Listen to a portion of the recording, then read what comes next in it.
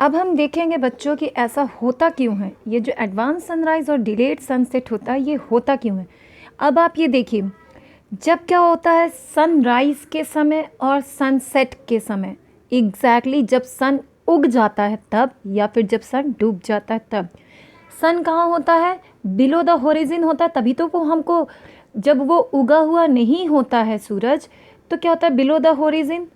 Horizon क्या होता है बेटा, जहाँ पे ज़मीन और आसमान का मिलन होता है, जहाँ पे ज़मीन और आसमान आपस में लगता है जैसे वो जा कर के कंबाइन कर रहे हैं, वो एक दूसरे से जा कर के मिल जा रहे हैं, टुगेदर हो रहे हैं, उसको कहते हैं हॉरिजन, जिसे आप हिंदी में क्षितिज कहते हो।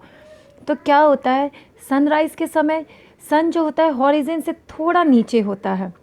सनसेट के समय भी क्या होता है, जब सन डूब जाता है तब भी सन हॉरिजन से नीचे आ जाता है।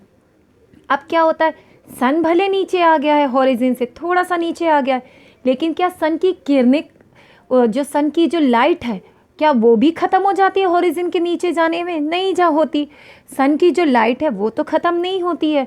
फिर क्या होता है, सन थोड़ा सा अर्थ के सरफेस से नीचे चला जाता है। अर्थ के सरफेस से बोले तो ये जो हमारा जो लास्ट पॉइंट होता है, अर्थ सर्कुलर होता है, तो ये जो हमारा होता है यहाँ पर अगर आके देखें तो ये जो पॉइंट है, that this point is the horizon and again this point is the horizon.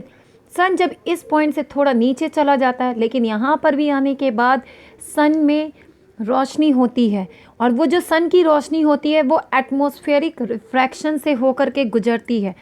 Atmospheric refraction क्या है, अर्थ के एटमॉस्फेयर में कहीं पे ज़्यादा गर्म टेम्परेचर होता है, कहीं पे ठंडा होता है।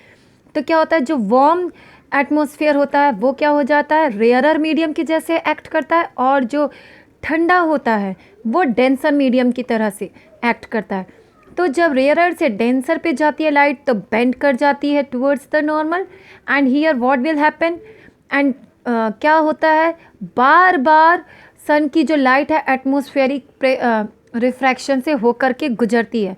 तो क्या होता है, जब भी एटमॉस्फेरिक रिफ्रैक्शन से लाइट गुजरती है तो उससे क्या होता है, लाइट अपना पाथ चेंज कर जाती है, वो थोड़ी सी टेढ़ी हो जाती है, सीधे की जगह में टेढ़ी हो जाती है। इसीलिए जब सन यहाँ होता है तो उसकी लाइट ऐसे होती है और हमको यहाँ पर दिखती है। इसीलिए सनसेट के बाद भी सन तो यहाँ है, लाइट उसकी यहाँ दिख रही है।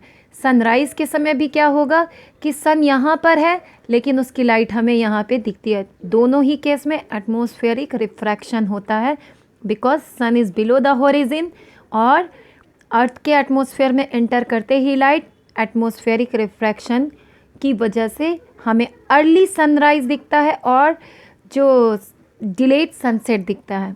ओके।